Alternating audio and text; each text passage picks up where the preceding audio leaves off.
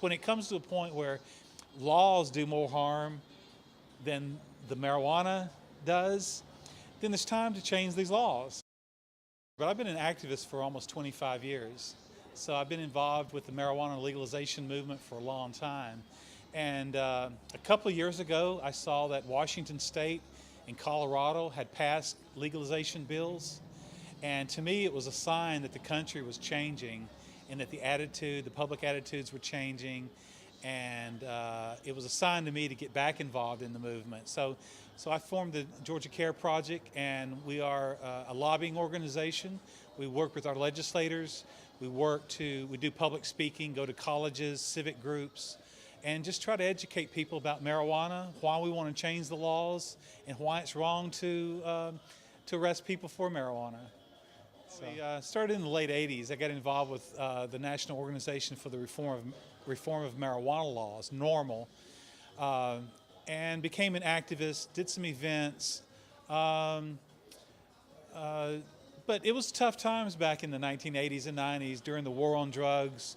It was a very tough time. Fortunately, a lot of people were putting up a lot of opposition to the war on drugs and to incarcerating people for marijuana particularly. And I thought, everybody kept saying, oh, 5 or 10 more years we'll be there, right? Well, here it is 20 years later. So now we're saying 5 or 10 more years we'll be there. So the point is, you just keep working. We keep working for reform. We keep wanting to change it.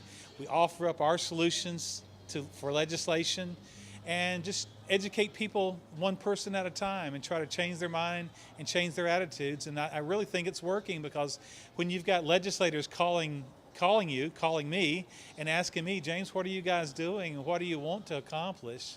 And so it feels good to have legislators call you and actually ask you, what do you guys want? What do you want to do? And how do we get there? So we're very encouraged. Hopefully we're going to see at least a medical marijuana bill in Georgia soon. And what we want is to decriminalize marijuana. We've got some 30,000 people arrested for marijuana in Georgia every year. And this is just resources that are being taken away from other real crimes. I use the phrase, no victim, no crime. And marijuana is what I say is a victimless crime. That is, if you smoke marijuana, unless you get behind the wheel of a car or do something stupid, you're not harming anyone. And so certainly, if I can smoke tobacco, if I can drink alcohol, if I can jump out of an airplane, okay, if I can bungee jump, and I can drive down the interstate, that's certainly far more dangerous than sitting on my couch smoking a joint. You know, in Georgia, we had a bill. It was House Bill 885, and it was supposed to be a limited legislation that would limit cannabis use to the CBD oil for epilepsy, particularly for children. At least that's the way they sold it.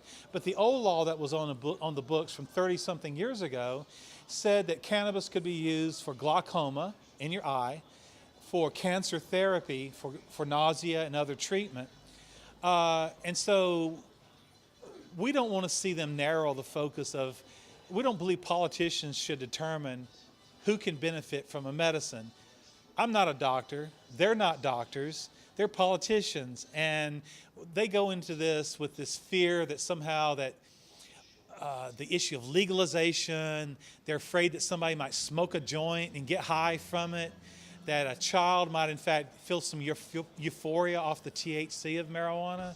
But considering they're giving these very powerful drugs that are basically making these children zombies, if you compare that to what THC or marijuana would do to a child, it's just no comparison as far as the harmful effects of it. So yeah, these children have epilepsy, but they're also being given some very dangerous drugs that are basically making them zombies. And their parents want their children to interact with them. Yes, they have epilepsy, but they don't need to sleep all their lives, and they don't need to. They need to be able to speak, to learn, to hear, and to interact with their parents. And it's if you can't have a heart and say, certainly the children need it, but it goes beyond that. There's a lot of adults that need this medicine too. So we don't want to limit anything. We want to open it up, let everybody that can benefit from it. And if you can't benefit from it, then I'm sure there's other drugs available to you. Well, Yeah, the legislative session in Georgia starts in January of every year. And so lawmakers can pre-file a bill. We hope to have a medical marijuana bill, a broader medical marijuana bill introduced in December as a pre-file. Senate Bill 432 by Senator Kurt Thompson is a type of bill we can support in Georgia. And it allows for caretakers to grow. It does allow for home cultivation and a supply here in the state. So we want to support a bill like that. So yeah, we're going to push a bill. We're going to have, not only we're going to have a decriminalization bill, we're going to have a medical marijuana bill, and we're going to have a hemp research bill introduced. So we hope to move these issues forward in the 2015 legislative session. Well, yeah, okay. Well, House Bill 885 was attached to another bill that dealt with autism. And Senator Renee Unterman, who was the committee chairman on the Senate side, she determined that she wanted her bill, the autism bill, it involved insurance companies providing coverage for autism.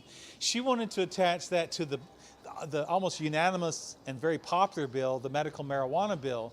She's saying that if you want this bill to pass, you're going to have to pass my bill. Well, neither one of the bills passed, and so both bills failed, and now we move forward. We thought it was very, perhaps she thought it was clever. We thought it was very political and very ugly, but we hope that common sense will prevail next year and that they will come up, they'll separate these bills out, and we'll deal with the medical marijuana issue on its own merit.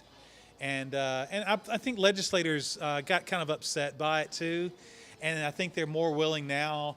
I think the support by Alan Peake, Representative Alan Peake, was the supporter of the medical marijuana bill. I think he underestimated the support for medical marijuana in Georgia and created this very narrow bill. And I think that the legislature has shown him is that they're probably more broader and more open to broader legislation. So hopefully that's what we're going to see. And I hope with Senate Bill 432 or a similar bill that they'll look at it and say, yes, this is the better bill, and that we can move forward with the better bill.